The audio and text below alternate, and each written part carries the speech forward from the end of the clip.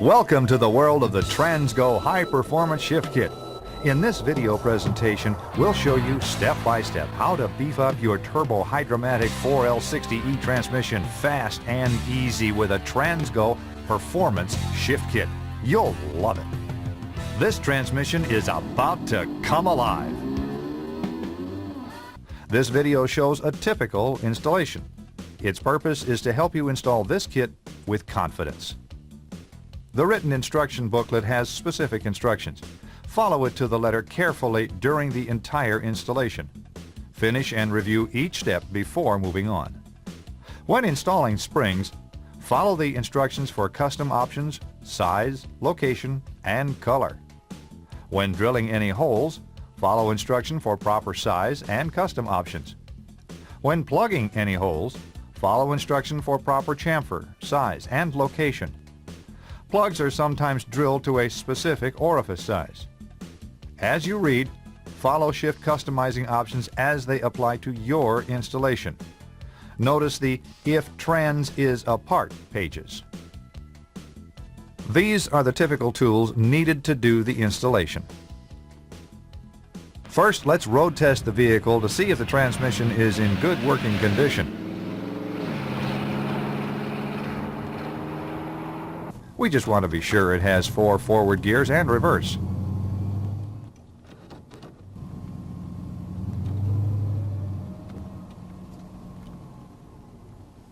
Let's get started. Release the hood latch. Let's raise the hood and remove the dipstick. Okay, let's jack the vehicle up and support it with sturdy jack stands.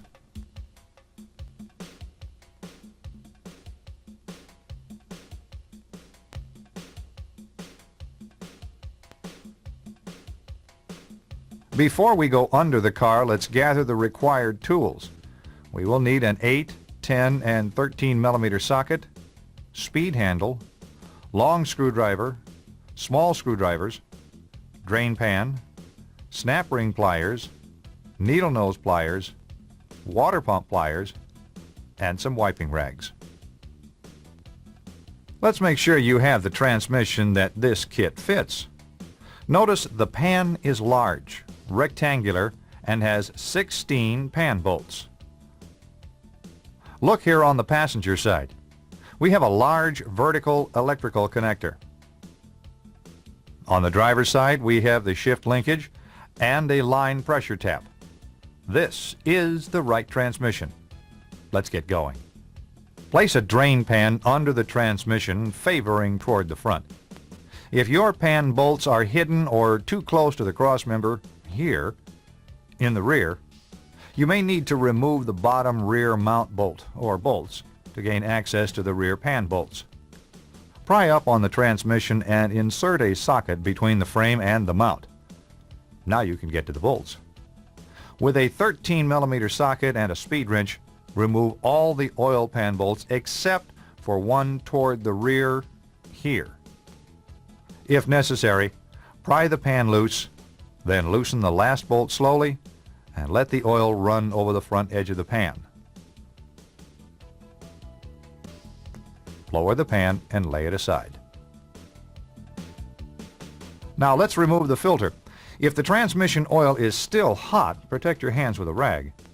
While pulling down, slightly twist left and right until it frees up enough to be removed. Have a drain pan in position to catch the fluid that will run out of the filter and valve body. Place the filter in the transmission pan. Make sure the filter seal here is in good shape. Ours looks okay, so we will reuse it.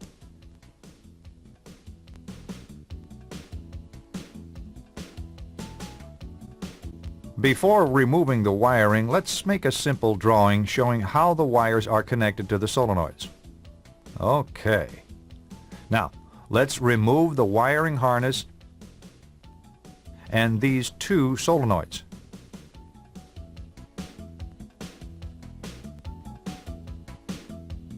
First, remove the bolts holding the wiring harness to the valve body.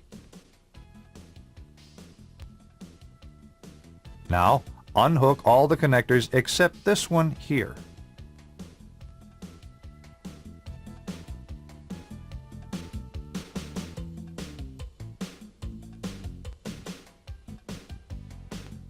use a small screwdriver or an ice pick and remove this clip. Carefully pull this solenoid out of the valve body. Use a 10 millimeter socket and remove these two bolts here and here. Now carefully pry down with a slight twisting motion to remove the solenoid.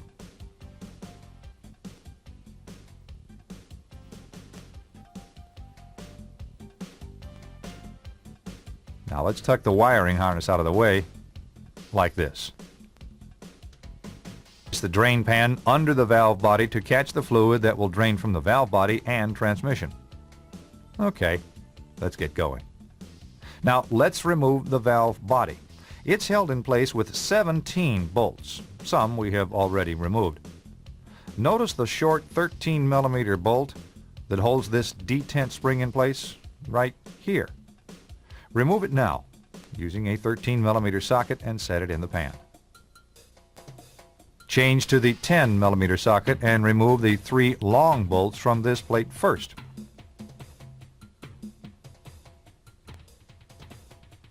Remember where they go. Now remove all the rest of the 10 millimeter bolts.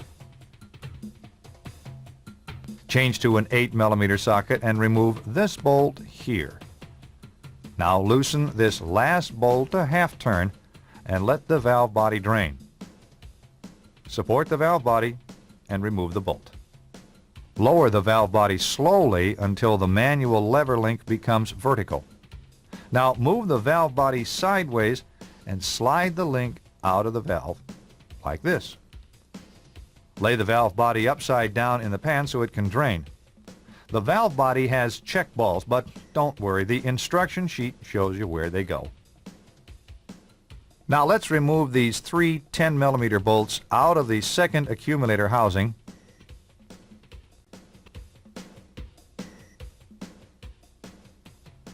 and lay it in the pan.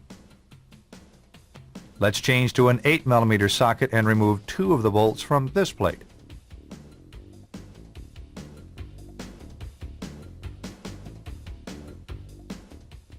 Slowly remove the last bolt and lower the separator plate.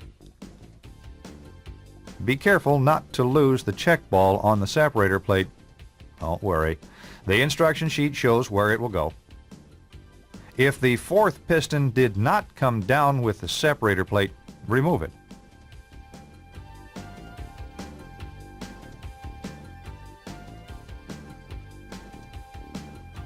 Now let's take the pan with the valve body parts to the bench. Remove the parts from the pan and organize them on the bench so you can find them as you need them. Clean your pan. Let's take a minute or two to rest. Separator plate on the valve body, like this. Use a small amount of transmission fluid and oil the separator plate.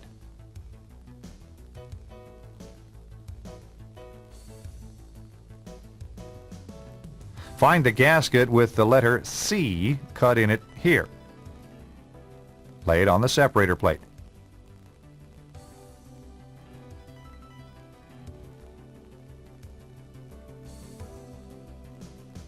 Now turn the plate and gasket over like this and oil this side. The other gasket should have a V cut in it here. Lay the valve body gasket in place.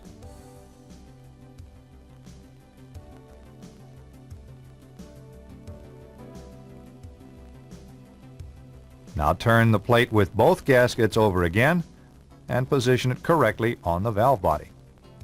There is only one check ball that goes onto the separator plate. Let's put some Vaseline at the check ball location here and install the ball. Set the valve body and separator plate aside for now. Let's clean and dry the accumulator housing and the 2nd and 4th accumulator pistons with these tabs up. Now lube the sealing ring. Assemble the 4th accumulator like this. The big yellow spring goes into the pocket of the piston. Set this assembly, the 4th accumulator piston, and the other big yellow spring by the valve body. We will install them in a few minutes. Full piston cover. Look, it's right here. While prying in on the cover, use the small screwdriver to remove this snap ring. Look, pry it out here. Ah, there it comes. The piston has some spring tension on it, and the cover will move outward some. You can see the edge of the O-ring keeping the cover from coming out. At this slot in the case, we can get hold of the O-ring using our small screwdriver. Now pull downward while turning the cover with a pair of pliers. Pull on the O-ring until the cover comes out easily, like this. Now remove the entire assembly. Some vehicles don't have much room to work. You may need to remove it one piece at a time.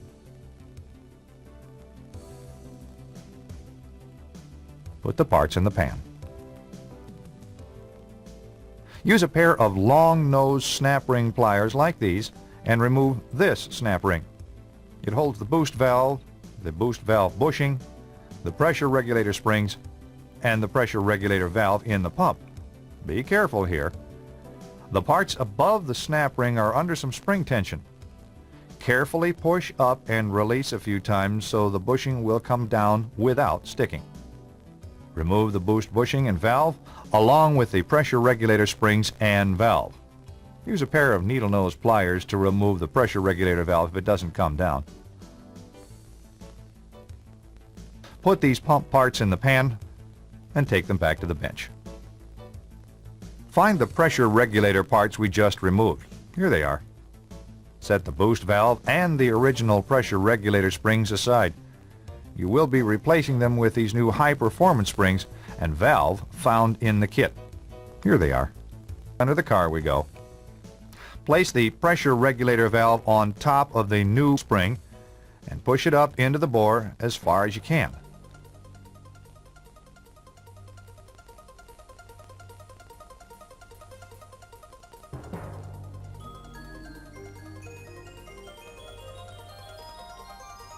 The spring will come back down.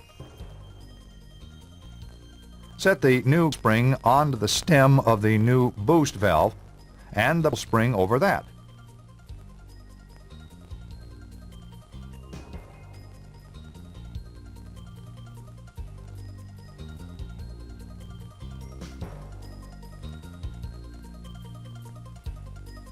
Use a screwdriver to push the assembly up into place while using the snap ring pliers to install the new snap ring.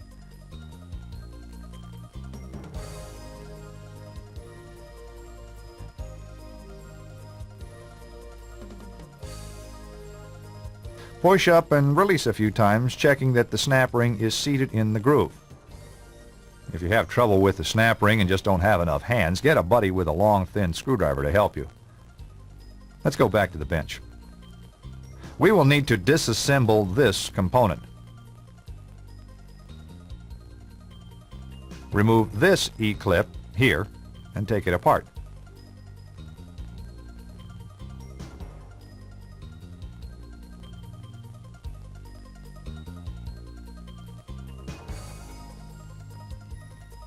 Now we need to remove this snap ring here .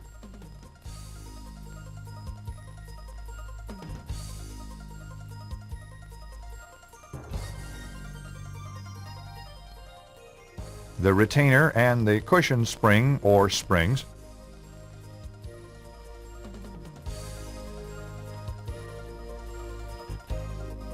Clean and dry all the parts.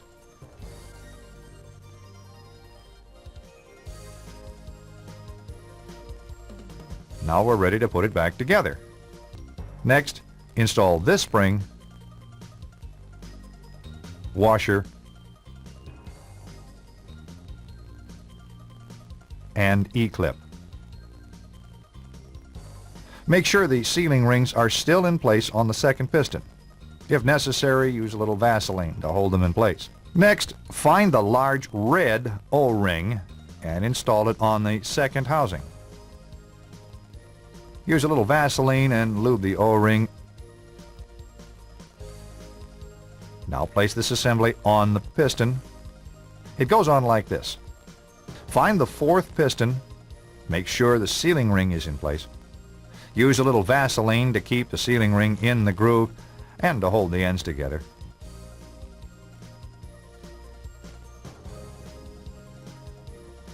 Now slip the fourth piston onto the pin with the knob outward. Now install the blue O-ring on the cover and lube it with the Vaseline.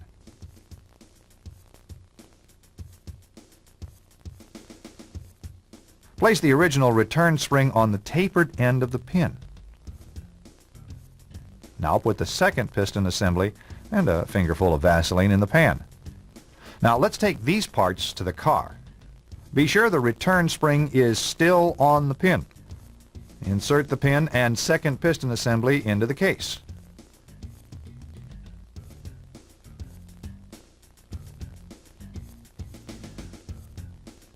The second housing goes next, like this.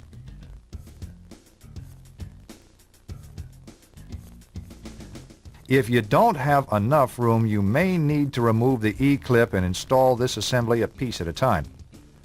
If you have to do this, don't forget to reinstall the spring, washer, and E-clip. Now slip the fourth piston onto the pin with the knob out.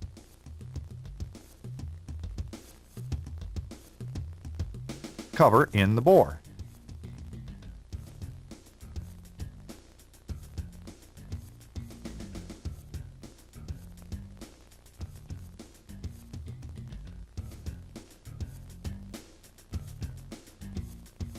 Push the cover in with a long screwdriver and install the snap ring like this.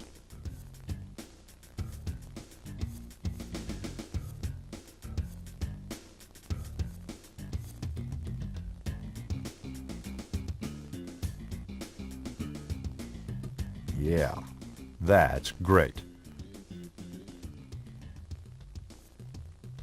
With the snap ring installed, go to the opposite side of the transmission and reach in through this hole with a thin screwdriver to check for band clearance. You must be able to wiggle the band easily front to rear, 1/16 to 3/16 of an inch. The drum will move some, so be sure the band is moving back and forth on the drum. Ours looks good. Assemble the fourth accumulator like this. The big yellow spring goes into the pocket of the piston. The spring and piston go up into the bore of the case. Lift the separator plate up and into place, being careful not to dislodge the check ball. Use a short bolt from the solenoid here in the center to hold things up while we align the separator plate and gaskets and install the Z-bolts. Here and here.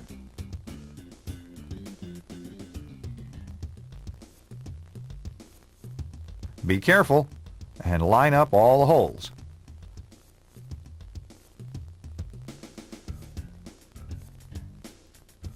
Now install this plate using the 3 short 8mm bolts. Tighten them evenly.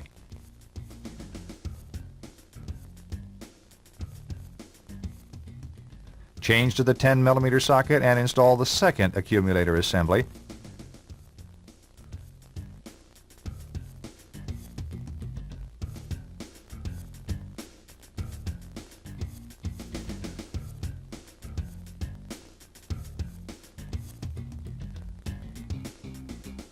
And tighten the bolts evenly.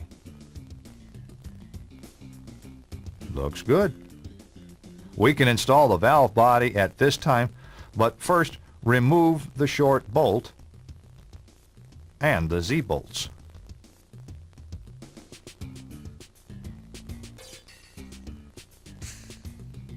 The 4 different length bolts are referred to in the instruction sheets as A bolts, B bolts, C bolts, and D bolts. They're shown actual size, so pay attention to where they go. Make sure the check balls are still in place and guide the valve body up while hooking the manual link to the manual valve, like this. Push the valve body up into place while installing the C-length bolt here at the center, hand tight. Make sure the gaskets are in position and install the 2 Z alignment bolts. One of them is a long A-length bolt, and it goes here through this plate.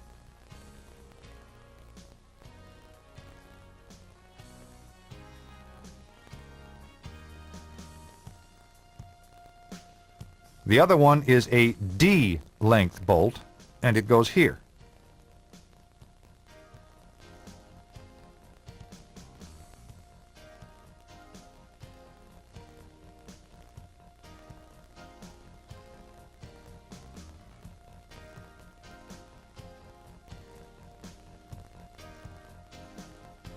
Now install the other two long A-length bolts here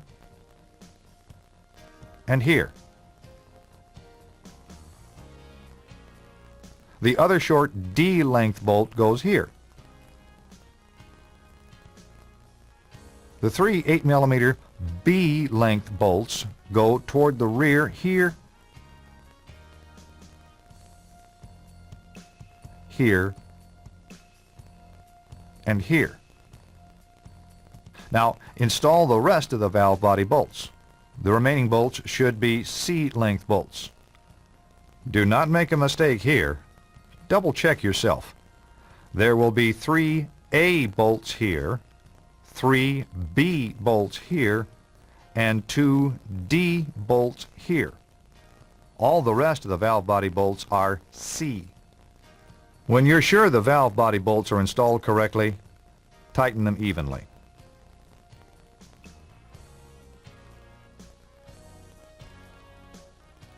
Remove the necessary bolts to install the wiring harness.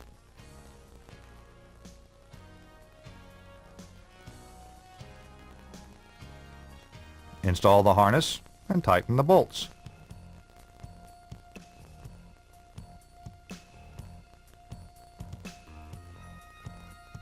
The lockup solenoid is next. This is it here.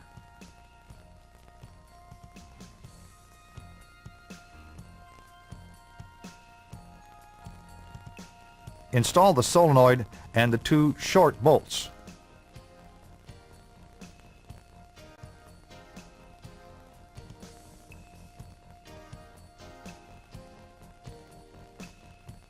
This solenoid is next. It goes here.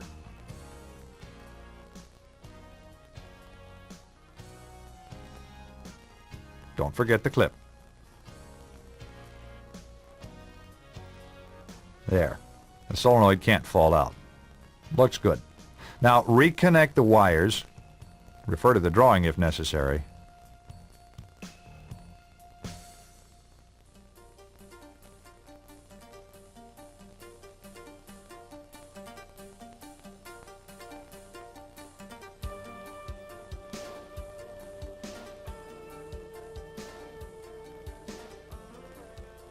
Whoops! Almost forgot the detent spring and bolt.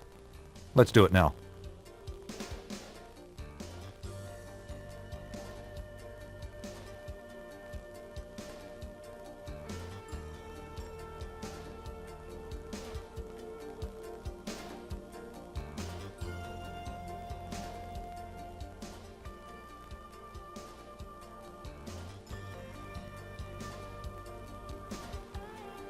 Now recheck all the valve body and accumulator bolts. Make sure they're all tightened evenly.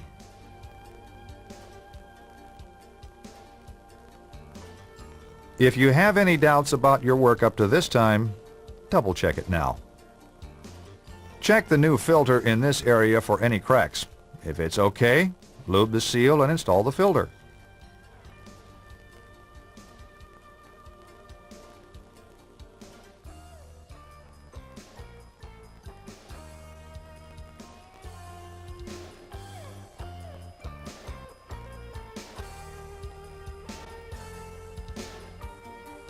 Place the pan gasket on the pan and lift the pan into place like this. Start all the bolts in a few turns.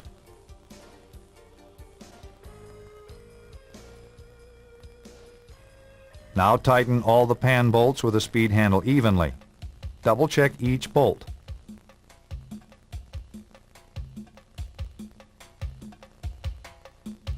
Lower the tail of the transmission. and install the mount bolt. Add 6 quarts of fluid and start the engine. Now immediately add 2 more quarts and check the dipstick for full.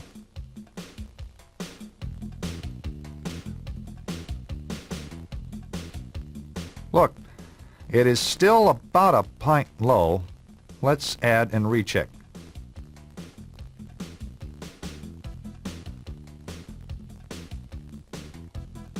There we go. It is still a little below full. After it warms up, we'll check it again. While the vehicle is still in the air, hold the brake and run through the gears from park to reverse, neutral, D4, D3, second, and now first. Let's move the selector to D4 and accelerate, checking for upshifts. As it shifts, watch the speedometer change speeds. There's the 1-2 shift, the 2-3 shift, and finally the 3-4 shift. Okay, we can lower the car. Double check the fluid level. It's right here just below the full mark. After our road test, we'll check it again. Let's road test the vehicle and check its new performance. Start with some light throttle upshifts and feel for the 1-2, the 2-3,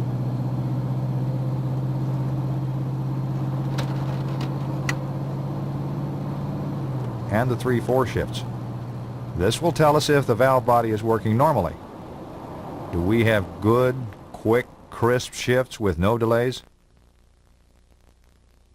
Then try some upshifts at 3/4 throttle to see how the shifts get firmer with throttle.